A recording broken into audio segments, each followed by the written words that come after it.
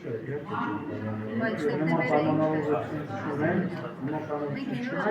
պայմանավորվել ենք Ալիևի հետ, որ խաղացություն ալիևելու առևտուրում եւ այդուլիցիան գնում է եւ շատ դրական են գնահատում նաև Ադրբեջանի նախագահի վերջի հայտարարությունը, որտեղ ինքը նույնպես խոսում է խաղացան մասին, բայց ձեզ հետ ոչ մի դրա մասին մեջբերում չխոսեց, պետք չի հավատում, պետք չի հավատալ, այ հենց էտա կարևոր, պետք չի հավատալ, վերջացնեմ, պետք չի հավատալ, պետք է հավատալ սեփական գործողություններին, սեփական պետության քայլերին, դուք այն ժամանակ էլ չէիք հավատում, դուք միջև խաղաղության պայմանագրի կետերը հրապարակել, դուք միջև դա էլ չէիք հավատում, միջև սահմանին մարդ չսկսվեց զոհվել, դուք դրան էլ չէիք հավատում, միջև մենք խաղաղության պայմանագրի նախաստորագրում չարեցինք, դուք դրան էլ չէիք հավատում, ասում եմ, բնականը կարող եք չհավատալ, բայց տեսեք ով ինչ քայլեր է անում, տեսեք բերում եք ինձ հաճախ ասում եք ռետորաբանությունը փոխվել է, չի փոխվել, հիմա էլ համացանցում 2022 թվականի նյութ են շրջանառում եւ փորձում են ներկայացնել դա որպես Ալիևի վերջերս ասած, ես հասկանում եմ, որ այն ուժերը, որոնք հիմա նաեւ դահլիճում են, այն ուժերը, որոնք հիմա ուզում են պարլամենտ մտնել, իրենց պատերազմ է պետք եւ պատերազմի մասին խոսակցություն է պետք, որպեսզի իրանք կարողանան դրա վրա քաղաքական բան կառուցեն։ Չկա հիմա պատերազմ չկա, խաղաղությունը, այո, եւ ոչ, մենք խոսում ենք խաղաղության արժեքի մասին։ Խաղաղության արժեքի ոչ, խաղաղության արժեքի մասին ենք խոսում։ Քրիստինե Վարդանյանը ստեղ դահլիճում ընդամենը մի տարի առաջ ես էլ դուրս եմ եկել իրան արձագանքել եմ կարող եք բացել նայել տեսանյութը կա։ Պատերազմը հիմա բոմբերը թռնում են, ռակետ ասում է Քրիստինա Վարդանյանը, համեցկացեք, չկա տենց բան, արդեն 2 տարի է մեր սահմաններին մարդ չի զոհվել 1994 թվականից այս կողմ նման բան գոյություն չի ունեցել։ Հիմա պատերազմը թե խաղաղությունն է 1994-90, չգիտեմ, սովետի փլուզումից այս կողմ չի եղել որ Հայաստանը եւ Ադրբեջանը իրար մեջ առևտուր ունեն։ Չի եղել որ Ադրբեջանի ղեկավարը եւ Հայաստանի ղեկավարը խոսեն երկու կողմից խաղաղության մասին չի եղել ու ես բնական է ու դուք պետք է վախենաք, իհարկե պետք է վախենանք, մենք պետք է վախենանք այդ խաղաղությունը ձեռքից բաց թողնել։ Որ պահանջներն ենք բավարարել։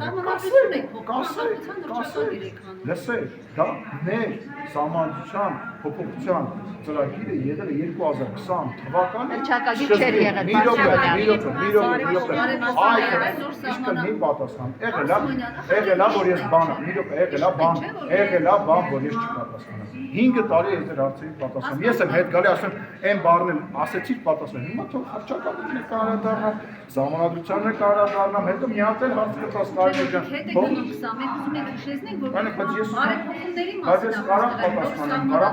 Բայց նոր իրավիճակ է, չէ 20 թվականի մայրտեղվարից մարտից հետո պատերազմ ա եղել, կովիդ ա եղել, ուկրաինական պատերազմ ա եղել, պատերազմը շարունակվում է, բան ԱՄՆ-ն եւ Իսրայելը հիմա մեր հարևան Իրանի հետ պատերազմի մեջ են հասկանում եք որ հռչակագիրը լինի չշարունակի, չէ՞։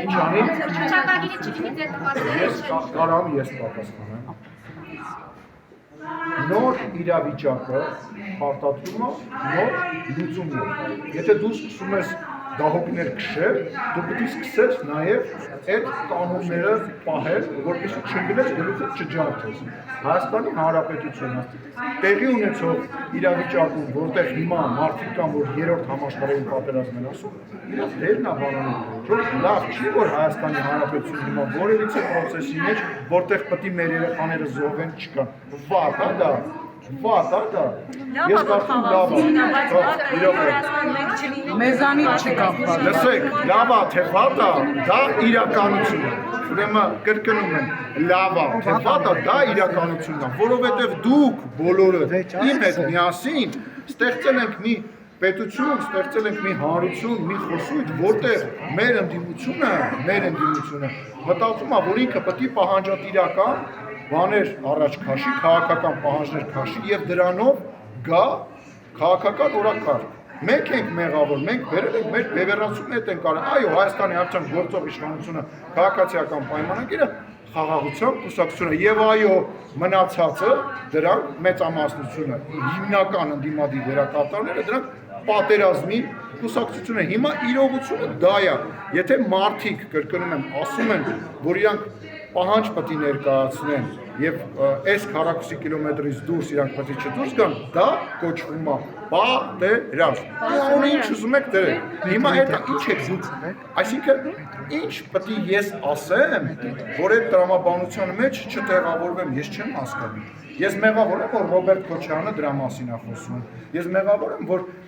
մնացած քաղաքական ուժերը այդ ուղղությունն են տանում ու ասում եմ նպատակը հետևյալն է ժողովուրդ